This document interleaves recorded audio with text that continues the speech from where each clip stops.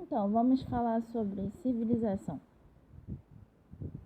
As pessoas, elas lutam sempre por um partido político, uma religião, um time de futebol. Só que se for pensar, são coisas existentes aqui no Brasil. E não é para amadurecer um pensamento, não é para formar uma identidade brasileira. É para emburrecer mesmo. Porque em determinados países, tipo, a maioria deles tem uma etnia formada, uma cultura formada, uma história formada. Porque tem um povo específico ali que se procria entre eles mesmos. Cada um com a sua raça. Eles dificilmente se misturam. Então, é preciso estabelecer normas para aquele tipo de pessoa. Porque aqueles tipos de pessoas, etnicamente, historicamente e biologicamente, se comportam daquela forma. Porque as pessoas, elas não são iguais, sabe? Elas são de cores diferentes e isso implica numa intelectualidade diferente. Não quer dizer que um seja melhor que o outro. Quer dizer que um se sobressai mais que o outro em algumas categorias e outros não.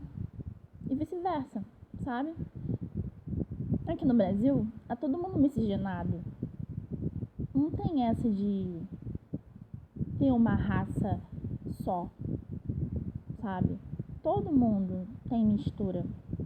Então não tem como você ficar separando as pessoas por partido político, por religião, porque religião também implica em cor também. Historicamente, as religiões se formaram conforme as raças surgiram no Brasil.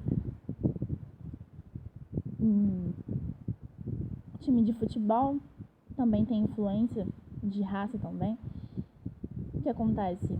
O Brasil serve de base para outros países. O Brasil é usado o tempo todo. As pessoas, elas têm que ficar atentas a isso, a qualquer tipo de ideologia que surge, sabe? Porque é para emburrecer mesmo, sabe? O Brasil é o país dos mais espertos. Se você não tá disposto a ser o espertinho do Brasil, não tá disposto a aderir a essa malandragem, você tem que ficar atento para não ser sugado por tudo isso. Porque tudo que te disserem sobre certa coisa que você se apegou, você não vai ter como se defender. Porque isso é limitante. Quando alguém confrontar você sobre aquilo, porque tudo é contraditório. Porque no fundo é tudo uma coisa só, que dividiram. Quando confrontarem de verdade, você não vai ter como se defender. E isso causa conflito. Tipo, você vai ser calado e vai passar vergonha. E sua mente vai ser induzida, sabe? Você sempre vai correr de um lado pro outro, então você vai ser uma pessoa teimosa, que vai querer brigar com aquilo.